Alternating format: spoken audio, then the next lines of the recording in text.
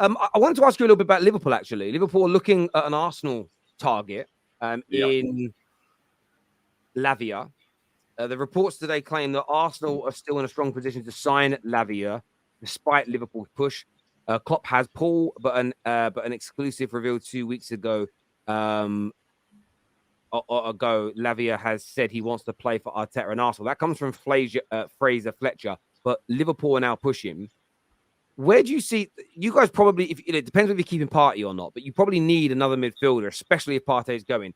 Is Lavia someone you want to see Arsenal invest in, or do you think with Klopp Paul and with who Klopp is, do you think they're just going to have too much? It's funny because just before I came on here, I had a video drop on my second channel about this exact same topic. So, yeah, literally minutes before I came on.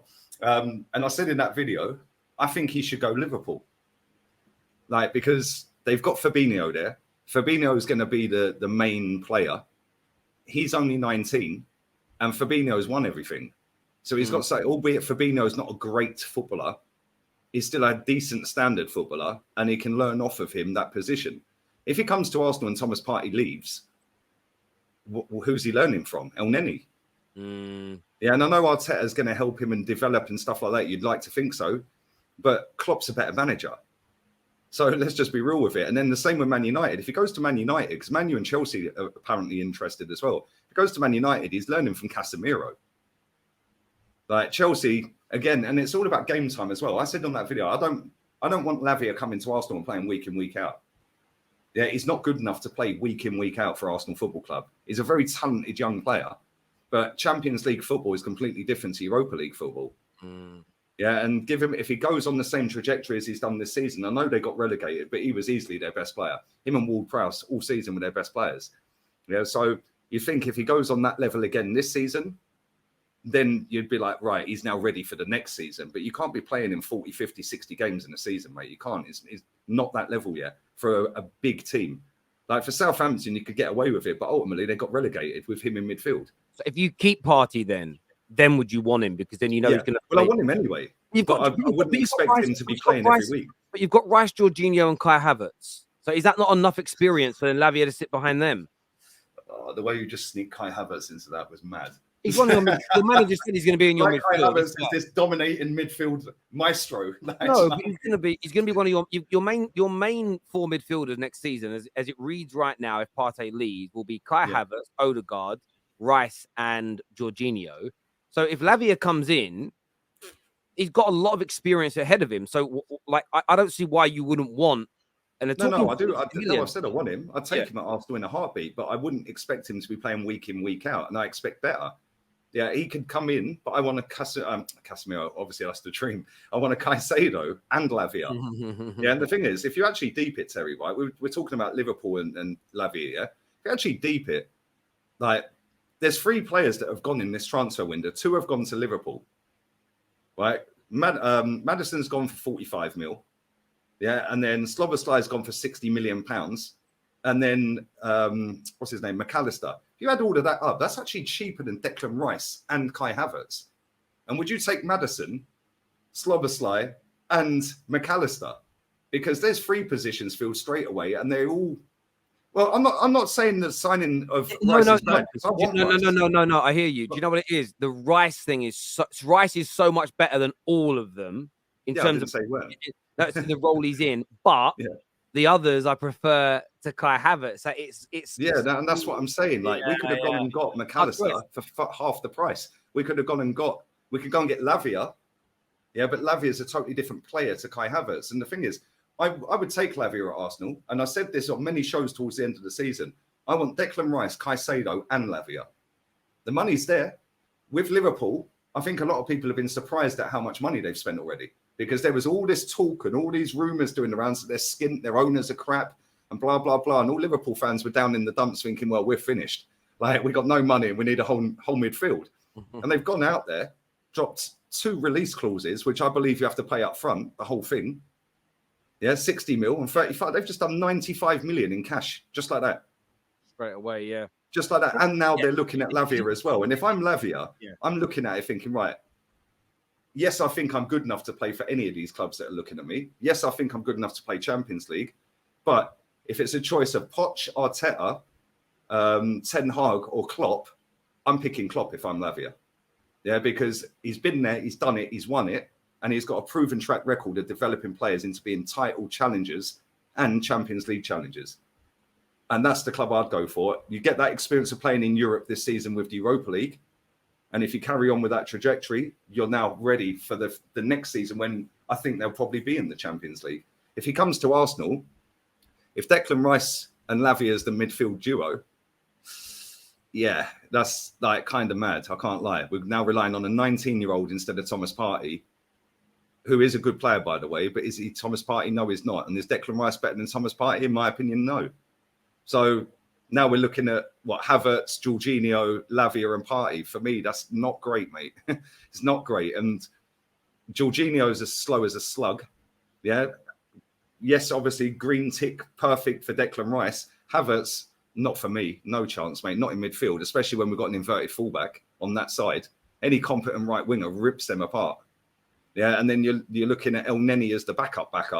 Like, for me, it's a bit weak and a bit disjointed. Whereas I think if we had a Caicedo and Rice, and then Havertz and Lavia were the backups, you could allow Jorginho to go and it wouldn't be an issue for me. But with Liverpool badly needed midfielders this season.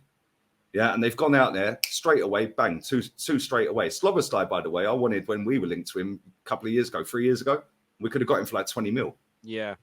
When he was at Salzburg before he went to Leipzig. He's a good player.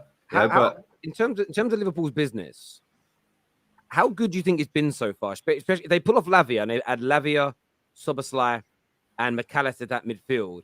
How well do you think they'll do next season in the EPL, mate? Well, we know that they're going to get a bag full of goals. Yeah, they've got a front line that will continuously score goals. The thing that they haven't had this season, or the season just ended, is balance. They've been all over the place, like off the ball. Yeah, Salah ain't going to track back. Diaz was injured. Nunes first season. Cody Gakpo came in January.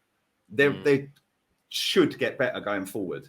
Yeah, midfield, you have to have that balance between creating and defending. And the problem is when you look at Liverpool defensively last season, mate, there was times they were awful, man. Like, and we've seen Van Dijk be the best in the league for years. He's fallen off a cliff.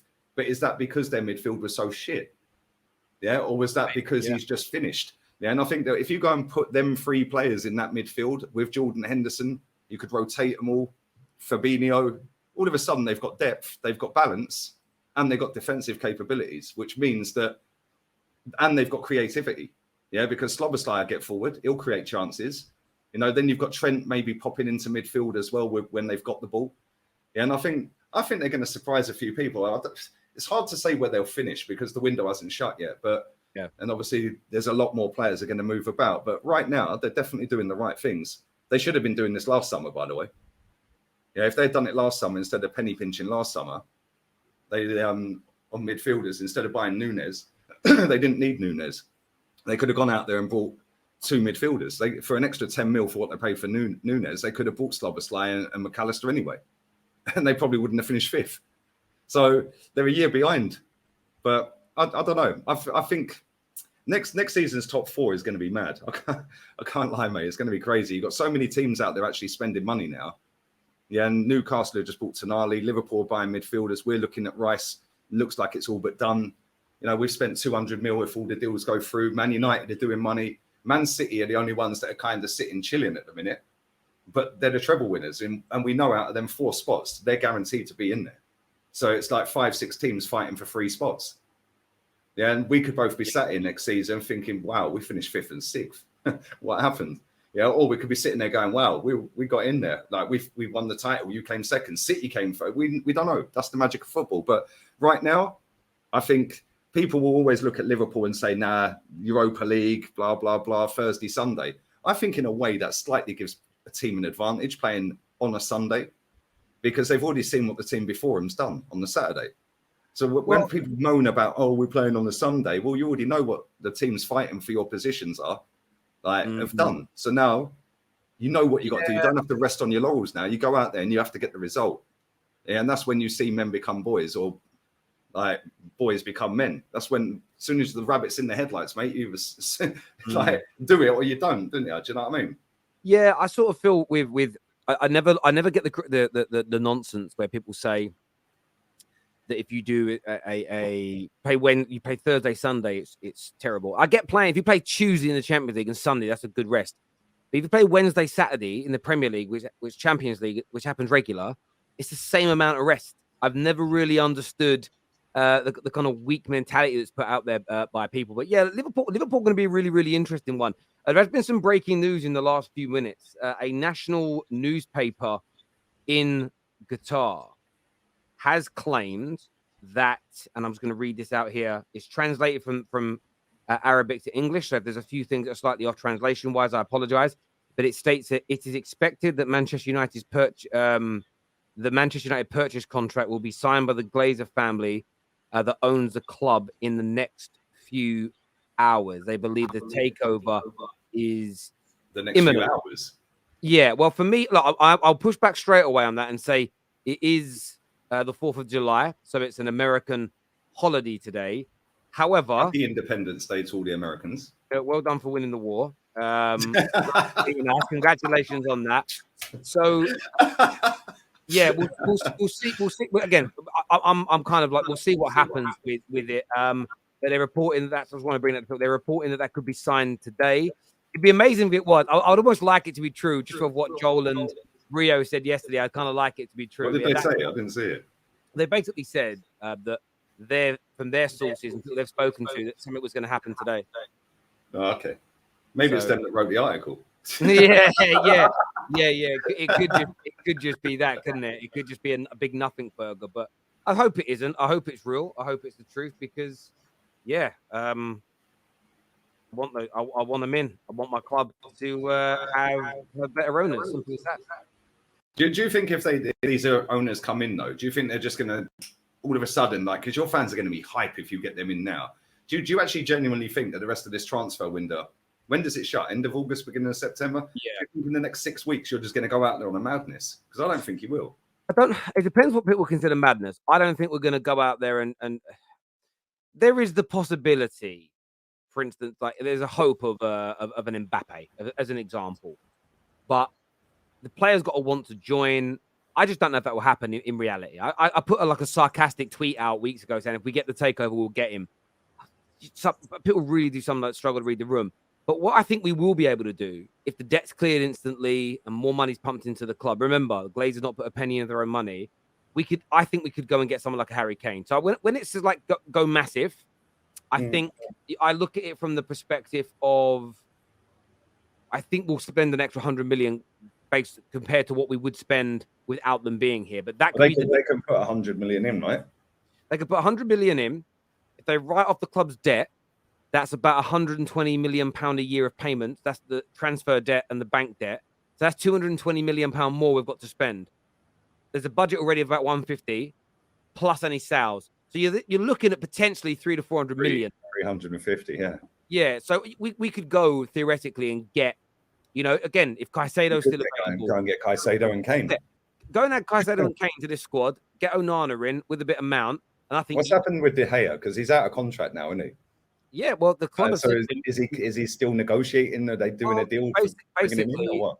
The thing with De Gea is very simple. It's you can sign a new deal, but you'll be the number 2. You'll be on a lot less money, or you don't sign the deal. But yeah, basically been told he's going to be phased out as the number 1. I don't think he's coming back.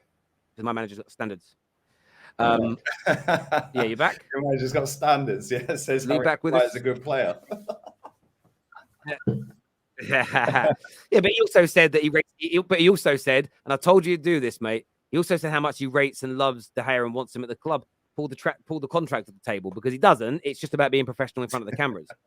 But yeah, we'll see with that one. You mean lying in front of the cameras? Being professional. Lying. There's nothing wrong with saying Harry Maguire's a bad player and he's not done very well recently. Jose Mourinho put Schweinsteiger in the under-21s. Yeah, still got rid of him, didn't he? Yeah, and it all fell apart. Who was the other one? Who put Victor Valdez in the under-21s? Was that Jose as well?